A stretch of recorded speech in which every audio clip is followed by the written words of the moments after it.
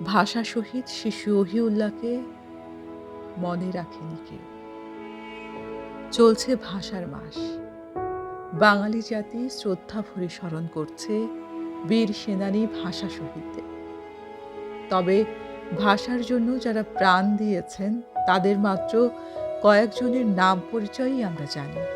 আমরা যাদের কথা জানি তাদের বাইরেও ভাষা আন্দোলনে অংশ নিয়েছিলেন অনেকেই।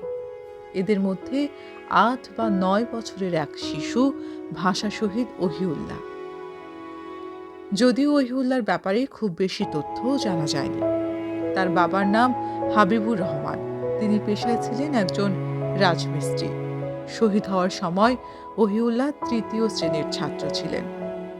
১৯৫২ সালের ২৩ ফেব্রুয়ারি দৈনিক আজাদ পত্রিকায় ওহিউল্লাহর শহীদ হওয়ার খবর ছাপানো হয়। সেখানে বলা হয়, সেদিন নবাবপুর রোডে খোশমহল রেস্টুরেন্টের সামনে গুলিবিদ্ধ হয় শিশুটি। ঘাতকের গুলি লাগে ওহিউল্লাহর মাথায়। ঘটনাস্থলেই লুটিয়ে পড়ে সে। খবর পেয়ে ঢাকা মেডিকেল কলেজে গিয়ে ওহিউল্লাহর বাবা হাবিবুর রহমান ছেলের লাশ দিতে চাইলেও পাকিস্তানি সেনারা লাশটি নিতে দেয়নি। পরবর্তী সময়ে তাকে আজিমপুর কবরস্থানে সমাহিত করা হয়, যদিও পরে তার কবরের সন্ধান পাওয়া যায়নি।